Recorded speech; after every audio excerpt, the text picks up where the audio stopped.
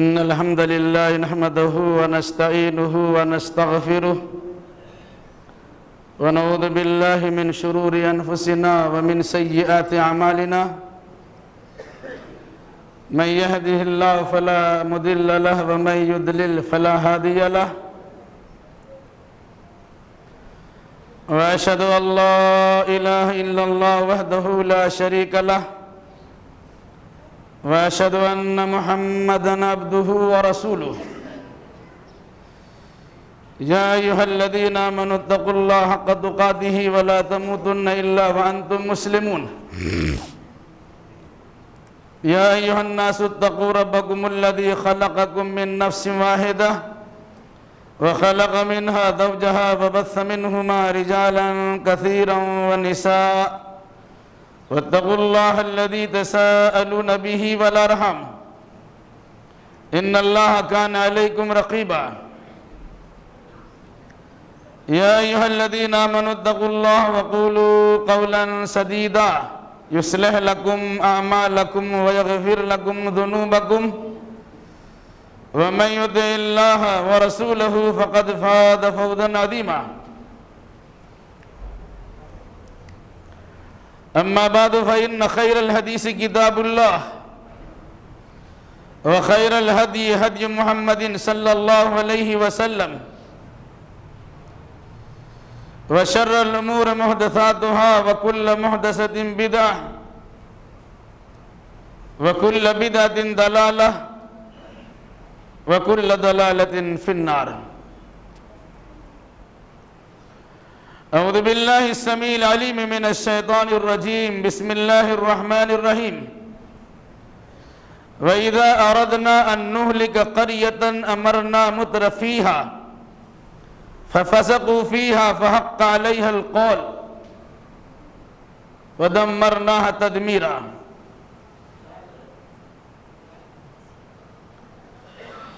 سبحانك لا علم لنا إلا ما علمتنا إنك أنت العليم الحكيم رب اشرح لي صدري ويسر لي أمري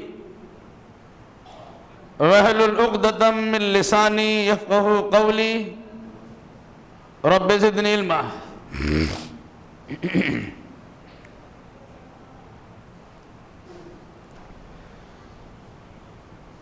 ساری تعریف لائق و زیبا ہے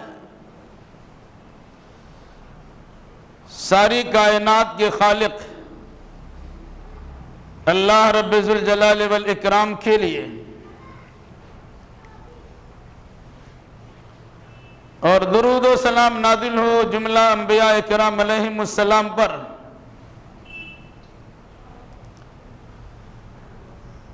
خصوصاً احمد مصطفیٰ محمد مصطفیٰ صلی اللہ علیہ وسلم پر اللہم صلی علی محمد وعلی آل محمد کما صلیت علی ابراہیم وعلی آل ابراہیم انکا حمید مجید اللہم بارک علی محمد وعلی آل محمد کما بارکت علی ابراہیم وعلی آل ابراہیم انکا حمید مجید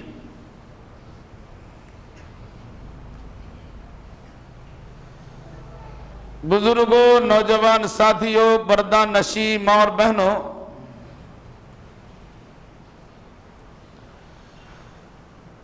خطبہ مسنونہ کے بعد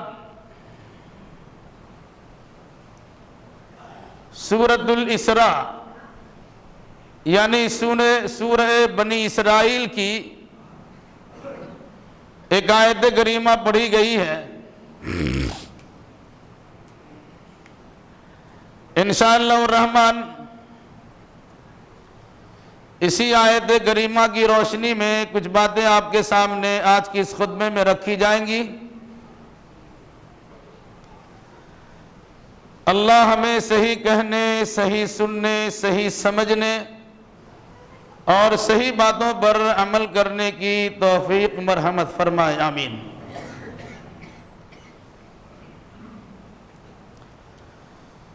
سب سے پہلے تلاوت کردہ آیت کریمہ کا بالکل ہی سیدھا سادہ ترجمہ سماعت فرما لیں۔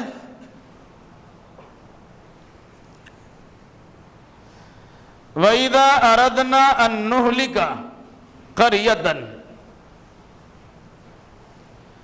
جب ہم کسی بستی کو ہلاک کرنے کا ارادہ کر لیتے ہیں،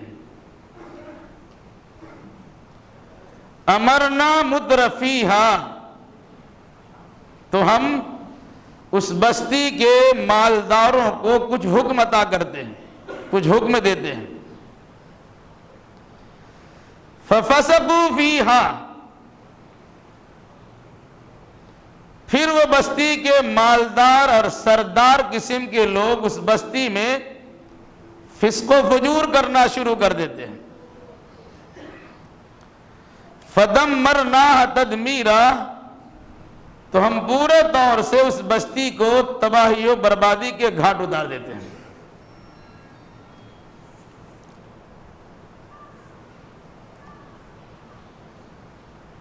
آیت کریمہ کا سیدھا سادہ ترجمہ آپ کے سامنے آیا۔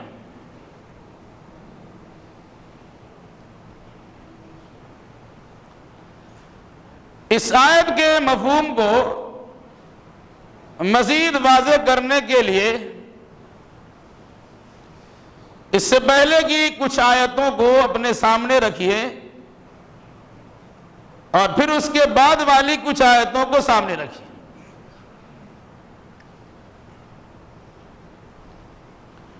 تو اس بات کا احساس ہوگا کہ کسی قوم پر تباہی و بربادی یوں ہی نہیں آتی ہے، بلکہ اس قوم کی جانب سے خطا اور غلطیاں سرزد ہونا شروع ہوتی ہیں، سمجھانے بجھانے کے باوجود لوگ اپنی اصلاح کرنے کے لیے تیار نہیں ہوتے، بلکہ انبیاء مرسلین یا مبلغین مصلحین کی مخالفت کرتے ہوئے اللہ اس کے رسول کی ناراضگی والے اعمال پر قائم و دائم رہتے ہیں، تب اللہ تبارک و تعالیٰ کی جانب سے عذاب کا فیصلہ صادر ہوتا اور پوری قوم تباہی و بربادی سے دوچار ہو جاتی ہے۔ اسی چیز کو سمجھانے کے لیے اس سے پہلے کی آیت میں قرآن نے کہا ہے وَكُلَّ إِنسَانٍ أَلْزَمْنَاهُ طَائِرَهُ فِي عُنُقِهِ وَنُخْرِجُ لَهُ يَوْمَ الْقِيَامَةِ كِتَابًا يَلْقَاهُ مَنشُورًا اقرأ كِتَابَكَ كَفَى بِنَفْسِكَ الْيَوْمَ عَلَيْكَ حَسِيبًا من اهتدى فإنما يهتدي لنفسه ومن ضل فإنما يضل عليها ولا تزر وازرة وزر أخرى وما كنا معذبين حتى نبعث رسولا وإذا أردنا أن نهلك قرية أمرنا مترفيها ففسقوا فيها فحق القول فدمرناها تدميرا وَكَمْ أَهْلَكْنَا مِنَ الْقُرُونِ مِنْ بَعْدِ نُوحٍ فَكَفَى بِرَبِّكَ بِعِبَادِهِ وَكَفَى بِرَبِّكَ بِذُنُوبِ عِبَادِهِ خَبِيرًا بَصِيرًا۔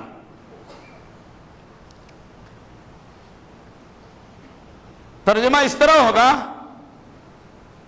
ہم نے ہر شخص کی گردن میں ایک پرچی لٹکا دی،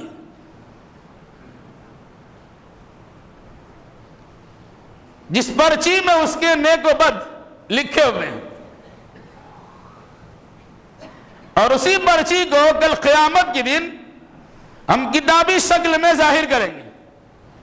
نخرج لہ یوم القیامت کتابا یلقاہ منشورا، ہم اسے کل قیامت میں کتاب بنا کر نکالیں گے، لوگ اس سے اپنے سامنے کھلی ہوئی کتاب دیکھیں گے۔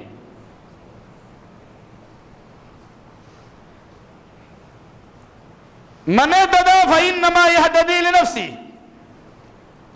تو جو انسان صحیح راستہ حاصل کر لیتا ہے وہ اپنے لیے حاصل کرتا ہے۔ ومن ضل فإنما يضل علیہا، اور جو انسان اس کے باوجود بھی گمراہ ہو جاتا ہے اس کی گمراہی کا وبال اسی کو بھگتنا پڑے گا۔ وَلَا تَزِرُ وَازِرَةٌ وِزْرَ أُخْرَىٰ،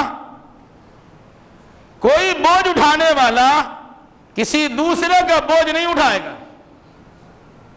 وَمَا كُنَّا مُعَذِّبِينَ حَتَّىٰ نَبْعَثَ رَسُولًا، اور ہم کسی قوم پر عذاب نہیں اتارتے ہیں یہاں تک کہ پہلے ہم ان کے پاس اپنا رسول بھیج دیتے ہیں، پھر رسول کے ذریعے سے قوم کو سمجھایا بجھایا جاتا ہے، یہاں تک کہ قوم کے لوگ رسولوں کی بات کی تردید کرتے ہوئے، منمانی طریقہ اپناتے ہوئے، اللہ اس کے رسول کی مخالفت کرتے ہوئے اپنے علاقے کو فسق و فجور سے بھر دیتے ہیں۔ تب اللہ تبارک و تعالیٰ کہتا ہے دمرنا تدمیرا، ہم پورے طور سے بستی کو تباہ و برباد کر دیتے ہیں۔ اور بطور مثال کچھ بیان فرمایا وَكَمْ أَهْلَكْنَا مِنَ الْقُرُونِ مِنْ بَعْدِ نُوحٍ، نوح علیہ السلام کی بات تو ہم نے کتنی قوموں کو ہلاک کر دیا۔ ہلاک یوں ہی نہیں کیا، اس ہلاکت کی متعلق کس قوم کو ہلاک کیا جائے گا اور کس کو ہلاک نہیں کیا جائے گا، یا کس قوم پر ہلاکت کس وقت آئے گی اور کس بنیاد پہ آئے گی، اللہ کہتا ہے کہ ہم وَكَفَىٰ بِرَبِّكَ بِذُنُوبِ عِبَادِهِ خَبِيرًا بَصِيرًا، آپ کا رب اپنے بندوں کے گناہوں کو خبر رکھنے والا اور دیکھنے والا ہے، اور یہ کافی ہے۔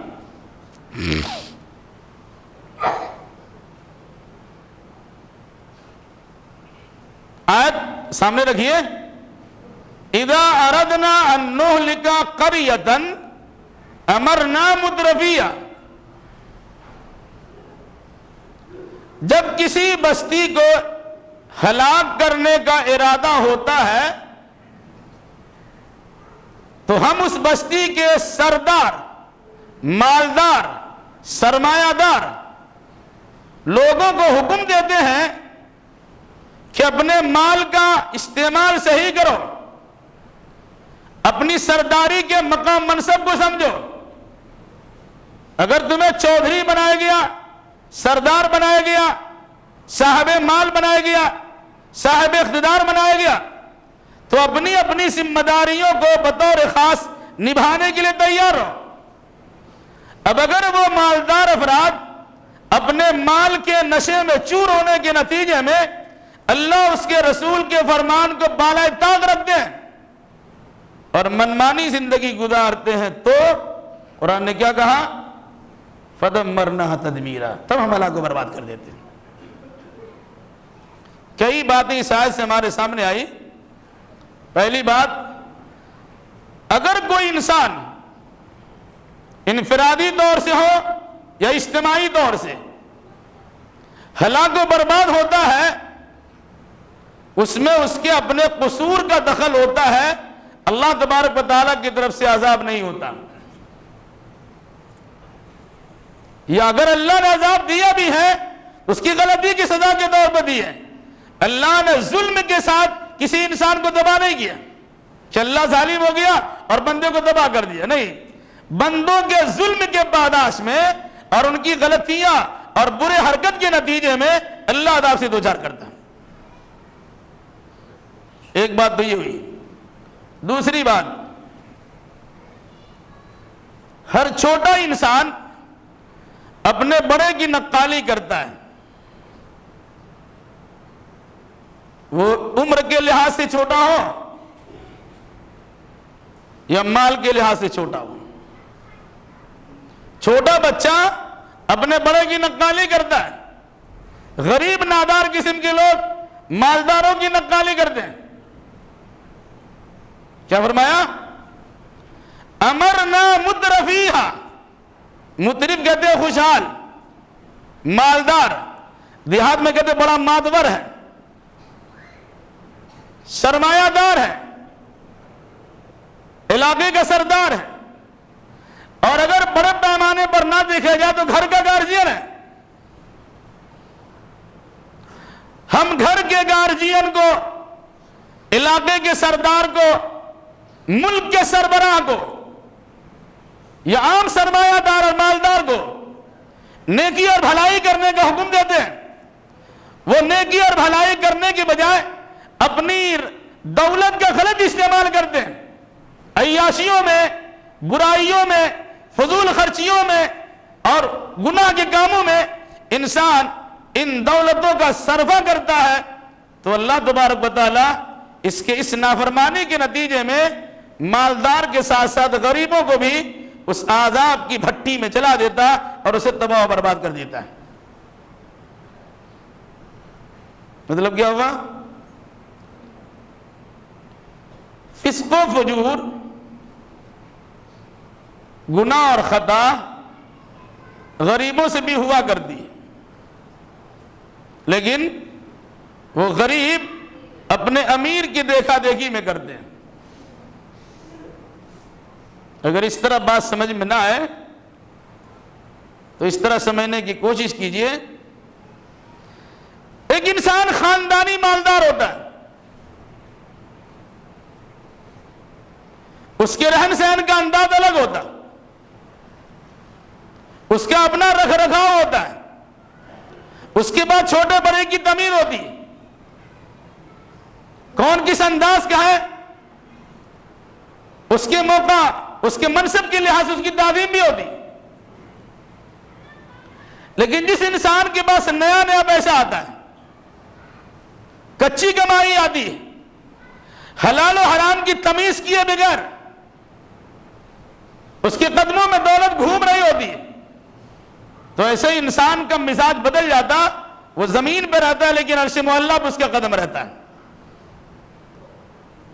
اور پھر اس کے بعد اپنی شوبادی میں، دکھاوے میں، ریا و نمود کے طور پر کسی پر اپنی بڑائی کو جتانے کے لیے اس پیسے کا غلط سلط استعمال کرتا ہے، اور نتیجے کے طور پر اسی غلط روش کی نقالی عام انسان بھی کرتے ہیں، سماج کا سارا فرد اس برائی کے اندر ملوث ہو جاتا، تو اللہ تبارک و تعالی عذاب کا برکھا برسا دیتا ہے۔ اور ذرا سا اس کی وضاحت کر لیجیے۔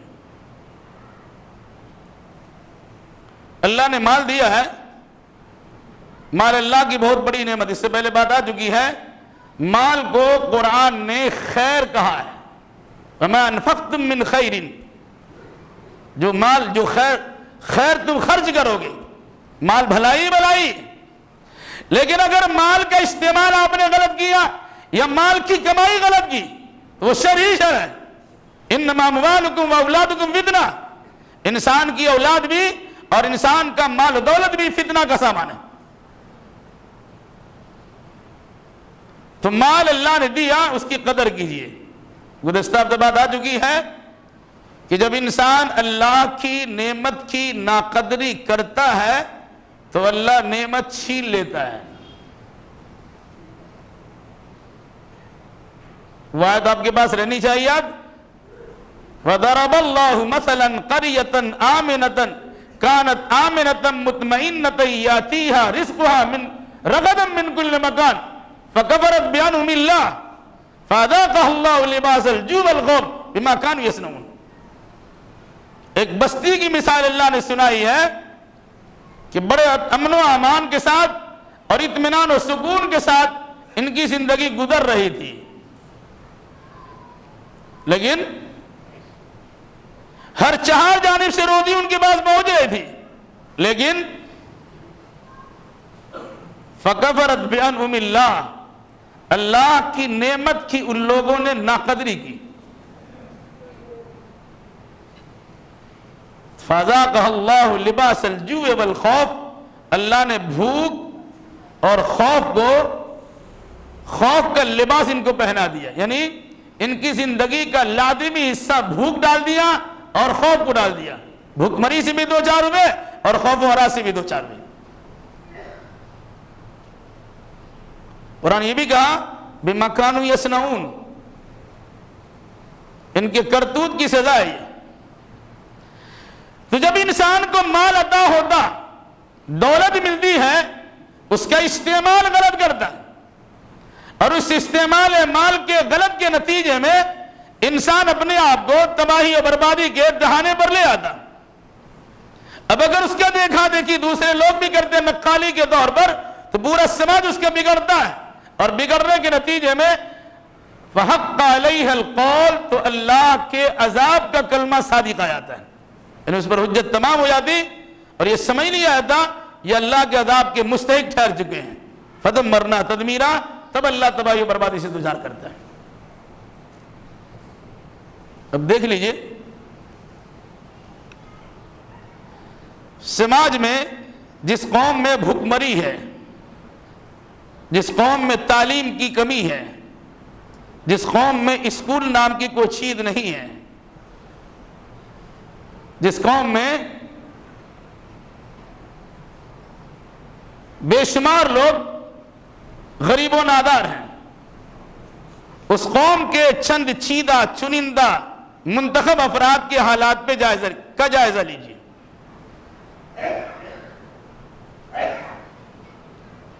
بچہ پیدا ہوا, سنت رسول کے مطابق عقیقہ نہیں کریں گے, لیکن چھٹیاری جیسی پھٹیاری حرکت ضرور کریں گے, اور اسی پر بس نہیں ہے. پھر جب ختنہ کرنے کی نوبت آئے گی تو چھوٹے بچے کو دلہا بنایا جاتا, باضابطہ ہال بک کیا جاتا, جس میں کئی کئی شادیاں ہو سکتی ہیں, اس میں بچے کا ختنہ کرایا جاتا. یہ دولت کا غلط استعمال نہیں ہے. پھر اور کچھ آگے بڑھ جائیے تو ہر سال بچے کی ولادت پر جنم دن منایا جاتا, شادی کرنے پر شادی کا دن ہی منایا جاتا. علاوہ ابھی اور ذرا سا آگے بڑھ جائیے, شادی بیاہ کی تقریبات سے متعلق اس سے پہلے کئی بار آپ کے سامنے باتیں آ چکی ہیں. شریعت میں جس کا کچھ دخل نہیں ہے, ایسے عمل پر انسان بے شمار پیسے کا بے تحاشا استعمال کرتا ہے. شادی 10 دن کے بعد ہوگی, سب دن دعوتوں کا سلسلہ جاری رہتا ہے. کبھی ہلدی کی رسم میں لاکھوں کا صرفہ ہوتا, ہال کی بکنگ ہوتی ہے. کبھی مہندی کے رسم و رواج کی پابندی میں بے شمار حرکتیں ہوتی ہیں. اور ان تمام چیزوں کے ساتھ ساتھ کلیجہ منہ کو آ جائے گا جب با پردہ شریعت کا ڈھنڈورا پیٹنے والے افراد کے گھروں میں ان کی بچیوں کے ہاتھ میں ہلدی لگانے کے لیے یا مہندی لگانے کے لیے یا میک اپ کرانے کے لیے میک اپ مین لائے جاتے ہیں. عورتوں سے چھوڑ دیجیے, عورتوں سے میک اپ کرا لیا وہ بھی جائز نہیں ہے. جو سیکھنے سکھانے کا مزاج آپ کا بنا ہوا ہے کہ بچیوں کو سکھاؤ یا مہندی لگانے کی رسم, بالکل ناجائز شکل اس معنی کر کے ہے کہ اس کی نمائشیں کراتے ہیں, ایک بری حرکت کو فروغ دیتے ہیں. شادی بیاہ کرانے سے پہلے مہندی پورے ہاتھ میں لگائیے, جب تک مہندی لگا کے رہیے گا پورا ہاتھ تو کھلا ہی رہے گا. کہاں کہاں مہندی لگائیں گے اور کس کس کے پاس ہاتھ کو کھول کے رکھیں گے. بہرحال یہ صورتیں تو ہوتی ہے, یہ تو عورتیں کرے تھوڑی دیر کے لیے مان لیں, لیکن یہ سارے کام مرد کرتے ہیں اور مردوں سے کرایا جاتا ہے, اور اس میں اپنی بڑائی کا اظہار ہوتا ہے کہ میک اپ مین ہمارے آیا تھا. پھر اس کے بعد شادیاں ہوتی ہیں تو شادی کی حرکت کیا اندازہ لگا لیجئے. آپ کے بغل میں غریب بچیاں جہیز کے لعنت سے دوچار ہونے کے نتیجے میں بڈھی ہو رہی ہیں, آپ کو اس کی پرواہ نہیں ہوتی کہ ذرا اس کا خیال کر دیا جائے اور اس کے لیے رشتے میں خرچ ہونے والے رقم کی کچھ فراہمی کر دی جائے. یہ توفیق نہیں ملتی ہے, اور 50 لاکھ روپیہ اپنے ایک بچی کی شادی میں خرچ کر دیتے ہیں. اور شادی تو بڑی بات ہے, ختنہ میں اتنا خرچ ہوتا ہے, اور اس سے پہلے رسم مگنی میں اس قسم کے خرچ کیا جاتا, اور آدمی مست رہتا, بڑا اچھا کام کر دیا. اور اس کے بعد ایک بچی کی شادی کرنے کے بعد سر پکڑ کے بیٹھ جاتا, زندگی اس کی گزر جاتی, قرضہ اس کا ادا نہیں ہوتا. ایسا ہے کہ نہیں ہے؟ گریبان تھا کیے. اسی قرآن نے کیا کہا, وَكُلَّ إِنسَانٍ أَلْزَمْنَاهُ طَائِرَهُ فِي عُنُقِهِ وَنُخْرِجُ لَهُ يَوْمَ الْقِيَامَةِ كِتَابًا يَلْقَاهُ مَنشُورًا. ہر انسان کی گردن میں ایک پرچی لٹکا دیا. محاورہ ہے نا, گردن جھانکیے, گریبان جھانکیے, محاورہ ہے کہ نہیں؟ گردن جھکانے کا حکم اسی لیے دیا جاتا ہے, آپ کی آنکھ میں بینائی نہ ہو تو الگ سی بات ہے, اگر بصارت و بصیرت سے محروم کر دیا گیا تو غلط سی بات ہے. قرآن مقدس نے کہا ہر انسان کی گردن میں پرچی لٹکا دی ہے, آپ کے اچھے برے اعمال اس میں درج ہوتے ہیں, کل قیامت میں سے نکالا جائے گا, نام اعمال کی شکل میں آپ سے کہا جائے گا پڑھیے اور اپنا فیصلہ کر لیجیے. اقرا کتابک کفا بنفسک اليوم علیک حسیبا, کتاب لو, پڑھ لو, فیصلہ کر لو. اب انسان پڑھے گا تو کیا کہے گا؟ ما لهذا الكتاب لا يغادر صغیرۃ ولا کبیرۃ الا احصاها. کیسی کتاب ہے, کسی کبیرہ کسی صغیرہ کسی کو نہیں چھوڑا ہے. ختنہ میں کیا کہ وہ بھی لکھا ہوا ہے, بڈے میں کیا کہ وہ بھی لکھا ہوا ہے, بنگنی میں کیا لکھا وہ بھی لکھا ہوا ہے, ہلدی میں کیا کہ وہ بھی لکھا ہوا ہے, مہندی میں کیا کہ وہ بھی لکھا ہوا ہے, نکاح کے دن کیا کہ وہ بھی لکھا ہوا ہے, ولیمہ میں آپ نے ناچا وہ بھی لکھا ہوا ہے, سب کچھ بھی لکھا ہوا موجود ہے. اور اسی پر نہیں ہے, زندگی, ساری زندگی کا عملی ریکارڈ اس کتاب کے اندر لکھا ہوا ہے جو ہر انسان کے گردن سے لٹکی ہوئی ہے. ابھی سمجھ میں نہیں آتا, کل قیامت میں دکھایا جائے گا. کیا فرمایا قرآن نے؟ وَإِذَا أَرَدْنَا أَن نُهْلِكَ قَرْيَةً أَمَرْنَا مُتْرَفِيهَا. ان مالداروں کو حکم دیا تھا, کیا حکم دیا تھا؟ برائی کرو. قرآن کے الفاظ اگر آپ دیکھیں گے تو کہیں گے برائی کا حکم دیا تھا, لا حول ولا قوة الا باللہ. امرنا مترفیہا ففسقوا فیہا. ہم اس کے مالدار کو حکم دیتے ہیں تو مالدار لوگ فسق و فجور کرتے ہیں. اللہ حکم دیتا ہے. حکم کیا ملتا ہے؟ حکم ملتا اس مال کا صحیح استعمال کرو. سرداروں سے کہا تھا اپنی سرداری کا صحیح مصرف لو. گھر کے گارجن سے کہا جاتا گارجن شپ کو بہترین انداز میں نبھاؤ, کیونکہ تم بڑے ہو, تمہاری دیکھا دیکھی تمہارے چھوٹے کریں گے. بڑے پیمانے پر اسے نہیں سمجھتے ہیں, گھریلو پیمانے پہ سمجھ لیجیے. آپ نارمل زندگی گزار رہے تھے, آپ کے بچے نے تھوڑی تعلیم حاصل کر لی, زبان پہ انگلش جاری ہو گئے, باہر کے ملکوں کا انداز آپ نے استعمال کر لیا, سیکھ لیا. دن بھر سوتے رہے, رات میں سی سی کا پروگرام چلتا ہے. سی سی کیا ہے؟ Call centre. رات بھر چل رہا ہے. 2-4 ہفتے کے بعد دیکھیے گا بچہ کے پاس میں بولٹ ہے, 4 چکا گاڑی ہے, کسی اچھی جگہ پر مکان ہے. آپ حاجی صاحب ہیں, نمازی صاحب ہیں, زکاتی صاحب ہیں, صدقاتی صاحب ہیں, سب کچھ ہے, لیکن آپ کو ہمت نہیں ہوتی اپنے بیٹے سے پوچھے بیٹا یہ پیسہ آیا کہاں سے؟ کیوں؟ مسجد میں تو آپ نمازی ہیں لیکن گھر میں حرام خوری کرنے والے آپ ہیں. اپنے بچوں کی غلط تربیت آپ نے کی ہے, ان کی پوری حرکتوں پہ آپ نے نوٹس نہیں لی ہے. نتیجے کے طور پر الٹی سیدھی حرکتیں کر کے آپ کی پاؤں کے نیچے, آپ کے قدموں تلے اپنی دولتوں کا نذرانہ پیش کرتے ہیں, اور آپ کی آنکھ وہاں موٹی ہوتی, ان کی کوئی غلط حرکت آپ کو غلط نہیں لگتی ہے. اس کے بعد دیکھیے گا کسی لڑکی کو لے کے اپنے گھر میں آ رہا ہے, بلکہ لڑکی کو غول اس کے پاس رہتا ہے, پھر آنا جانا اس کا رہتا ہے, گھر سے باہر رہنے کی نوبت آتی رہتی ہے, اور پھر اس کے بعد جو حرکتیں ہوتی ہیں, کبھی بہن کو سیٹ کیا, کبھی بھائی کو سیٹ کیا, کبھی ماں کو سیٹ کیا, کبھی اور کو, پورا گھر کا نظام بگڑ جاتا ہے. یہ گھر گھر کی کہانی ہے, تب تباہی و بربادی گھر میں آتی ہے. علاقے کے اعتبار سے اس طرح ہو جائے, علاقے میں تباہی آتی ہے. ملک میں یہ حالت پیدا ہو جائے, ملک میں تباہی بربادی آتی ہے. کیوں قرآن نے کہا فَأَمَرْنَا مُتْرَفِيهَا فَفَسَقُوا فِيهَا فَحَقَّ عَلَيَّ الْقَوْلُ فَدَمَّرْنَاهَا تَدْمِيرًا. کیوں قرآن نے کہا بھائی؟ کیا اللہ کو بندوں سے دشمنی ہے؟ اللہ نے بندوں کو سمجھانے کے لیے انبیاء و مرسلین کا سلسلہ جاری کیا, اور جب نبوت کا سلسلہ ختم ہو گیا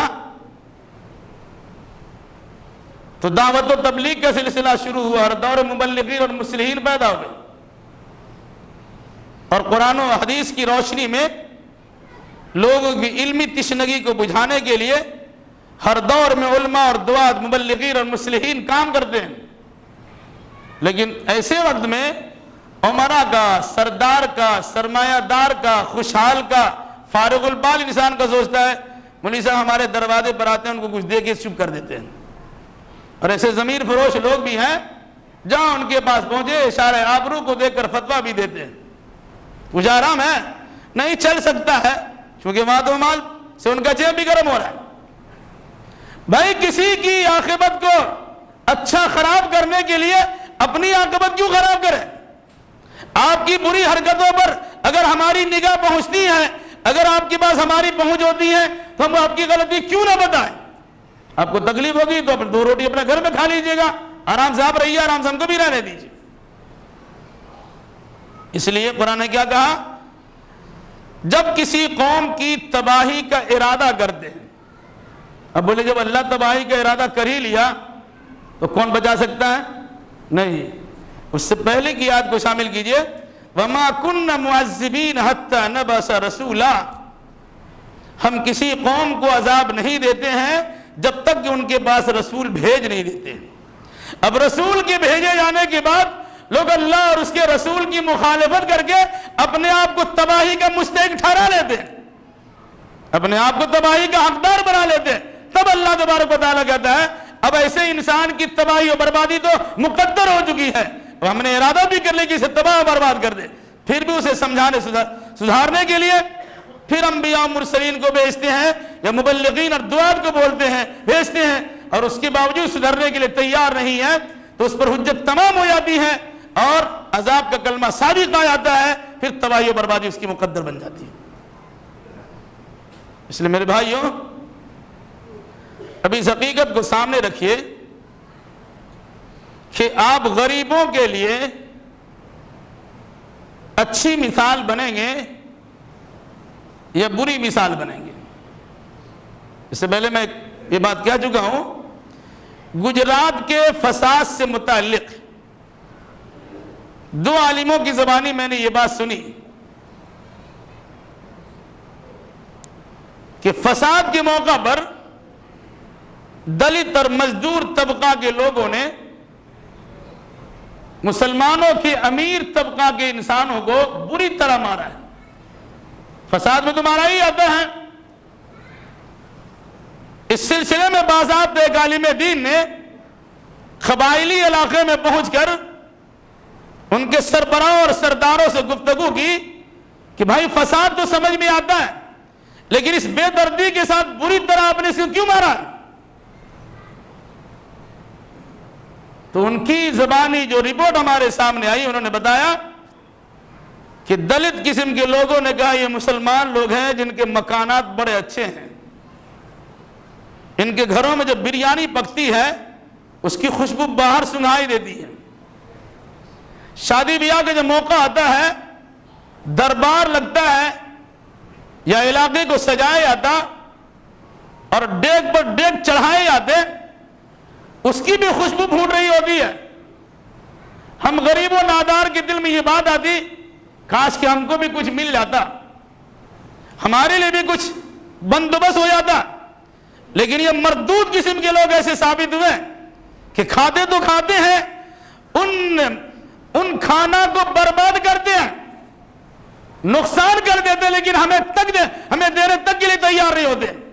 اسی خنس کے نتیجے میں اور اسی کی وجہ سے پریشانی ہمارے سامنے آئی، اور جب ہم نے موقع ملا تو بہتی گنگا میں ہم نے بھی ہاتھ دھویا ہے۔ ایسا مارنے کی ضرورت نہیں تھی، ہم نے جان بوجھ کے اس سے بدلہ لینے کی کوشش کی۔ یہ صورتحال آج یہاں نہیں ہے۔ آپ کے گھر کا کھانا، اب چلے ادھر ہوٹلوں میں بیٹھیے، ہوٹل بازی کا شوق تو بہت ہے، بھی بچوں کے ساتھ گھر میں آپ کھائیں گے نہیں، لیکن ہوٹل میں جا کے دوست احباب کے ساتھ گلچھرے اڑاتے ہیں۔ 5 آدمی کھانا ہے، 2 آدمی تھوڑا سا کھایا اور اپنی کشر سان سمجھتے ہوئے اسے چھوڑ کے ویسے ہی چلے آتے ہیں۔ بغل میں سامنے فقیر کھڑا رہتا ہے، کچھ کھانا کھلا دو، توفیق نہیں ملتی، ہو سکتا ہے بعد میں نکال کے 10-5 روپے اس کے دے دیجئے، یہ ہوتا ہے، ارے کم سے کم اسی کھانے کو پیکٹ کرا کے پیک کر کے ان کو دے بھی سکتے تھے، یہ کہ نہیں ہوتا ہے۔ علاوہ دی شادی بیاہ کے موقع پر امیروں کو دعوت دی جاتی، غریبوں کو چھوڑا تھا۔ شر الطعام طعام الولیمہ، وہ ولیمہ کے کھانا سب سے برا کھانا ہے جس میں امیروں کو بلایا جاتا ہے، غریبوں کو چھوڑا جاتا ہے۔ اب غریبوں کی دل سے ہونک نکلے گی، بد دعا کے کلمات صادر ہوں گے اور اللہ تبارک و تعالیٰ عرش معلیٰ سے ان کی بد دعا کو سنے گا، اب تباہ نہیں ہوں گے، پریشانی آپ کی بات نہیں آئے گی۔ اس لیے میرے بھائیوں، امیروں کے ذریعے سے غریبوں کی تباہی و بربادی مقدر بنتی ہے۔ اگر اللہ نے امیر آپ کو بنایا ہے، مالدار آپ کو بنایا ہے، سرمادار آپ کو بنایا ہے، خوشحال آپ کو بنایا ہے، فارغ البال آپ کو بنایا ہے، تو آپ اس کا خاص خیال رکھیے کہ آپ کے ساتھ ساتھ اور بہت سارے افراد جڑے ہوئے ہیں، ان کی بھی خیر خواہی کی جائے، ان کو بھی دیکھا جائے، ان کے بھی کھلانے پلانے کا بندوبست کیا جائے۔ آپ کا اسٹیٹس خراب ہو جائے گا۔ غریب و نادار قسم کے لوگ لنگی پہن کر اگر کوئی جن کے پاس کچھ نہیں وہی پہن کر آپ کی شادی میں شرکت کر لیا، اسے جھاڑ کے بگا دیں گے۔ ایسا لگتا ہے کپڑے کا ادب و احترام ہے، چور چمار قسم کے لوگ بہترین قسم کے کپڑے بظاہر پہن کر آپ کے پاس آتے ہیں، بڑی اس کی آوازت ہوتی ہے۔ اور اگر کوئی عام انسان یوں ہی لباس میں چلا جن کے پاس وہی لباس اس کے سوا کچھ ہے ہی نہیں، اگر وہ چلتے ہیں تو اس کے پیچھے اوپر نیچے جھانکتے ہیں کہ کہاں سے ہماری دعوت میں ایسے لوگ چلے آئیں۔ جب مزاج میں اس قسم کی رعونت ہوگی اور شرارت و بدتمیزی ہوگی تو اللہ تبارک و تعالیٰ کا غضب نازل نہیں ہوگا تو رحمتوں کا برخا ہوگا۔ اس لیے قرآن مقدس کی اس بات یاد رکھیے، اللہ نے کہا جب ہم کسی قوم کے ہلاک کرنے کا ارادہ کرتے ہیں تو اس کے مالداروں کو حکم دیتے، مال ہے خرچ کرو، مال ہے فضول خرچی مت کرو، مال ہے اس کا حق ادا کرو، مال ہے پڑوسی کی دیکھ ریکھ کرو، مال ہے اپنے خاندان والوں کی قدر و منزلت کو پہچانو، تمہارے پاس مال ہے اپنے ماں باپ کی تعظیم و تکریم بجا لاؤ، تمہارے پاس مال ہے اپنے رشتہ داروں کے علاوہ دوسرے لوگوں تک آپ کی پہنچ ہے تو بغیر کسی ریا و نمود کو اس کا صرفہ کرو۔ مگر یہ لوگ اللہ اس کے رسول کے فرمان پہ کان نہیں دھرتے اور نتیجے کے طور پر وہی الٹی سیدھی حرکتیں کرتے ہیں۔ مال اللہ ہم نے کمایا ہے، جیسے قارون نے کہا تھا، موسیٰ علیہ السلام نے کہا کہ مال تم کو اللہ نے دیا ہے، اس کا اللہ کا اس مال کا حق ادا کرو اور اللہ کے بندوں پہ خرچ کرو۔ کھا اوتیت والا علم، یہ تو مجھے اپنے علم کی بدولت ملا ہے، اپنے ہنر سے ہم نے کمایا ہے، اپنی طاقت و توانائی کا صرفہ کیا ہے، تب یہ مال کا انبار لگایا، کسی کو دینے کی کیا ضرورت۔ پھر اس کے بعد کیا ہوا؟ وہی مال اس کا وبال جان بنا۔ ایک مرد اترا رہا تھا، حدیث بخاری میں ہے کہ کپڑا پہنے زمین کو کھسیٹتے ہوئے جا رہا تھا۔ شادی بیاہ میں دیکھ لیجئے آپ، یوں ہی قوم کی حالات کا جائزہ لیجئے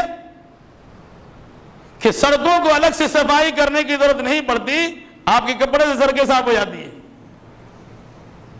کہ اس طرح وہ چل رہا تھا ناد و نخرہ میں کہ زمین کو اللہ نے حکم دیا اور زمین نے اسے نگل لیا، وہ دھنس رہا ہے۔ اس نے کہا میرا مال تم نے لوٹنے کے لیے ایسا کر رہے ہو؟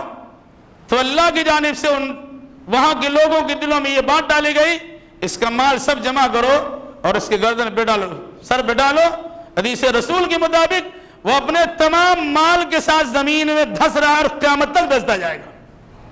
کون سا مال آپ کو کام آیا؟ قارون سے زیادہ آپ کے پاس مال ہے، شداد سے زیادہ آپ کے پاس بہترین محل ہے، نمرود سے بڑی آپ کے پاس حکمرانی ہے، یا فرعون سے زیادہ زبردست حاکمان بنے ہوئے ہیں، کہاں ہے آپ کی؟ اسی قرآن نے کہا وَكَمْ أَهْلَكْنَا مِنَ الْقُرُونِ مِنْ بَعْدِ نوح کے بعد کتنی بستیوں کو ہم نے ہلاک کر دیا۔ قوم نوح بھی ہلاک ہے، طوفان نوح کا مسئلہ آپ کے سامنے ہے، قوم شعیب کی تباہی بربادی ہے، قوم عاد ہے، قوم ثمود ہے، قوم لوط ہے اور وغیرہ بہت ساری قومیں ہیں۔ ان ساری قوموں کی تباہی و بربادی کی وجہ یہ ہے کہ انہوں نے اللہ اس کے رسول کے فرمان کی دھجیاں اڑا دی، ان کے سرداروں نے ان کے مالداروں نے اللہ اس کے رسول کی مخالفت کی اور کرائی، نتیجے کے طور پر اللہ کا عذاب آیا۔ کیا اللہ کا پاور لیس ہو گیا؟ اللہ ویسا نہیں کر سکتا ہے؟ اگر سمجھ میں نہ آئے تو گھر کا جائزہ لیجئے، بہت دور جانے کی ضرورت نہیں ہے، مال آپ کے پاس موجود ہے، سکون غارت ہے۔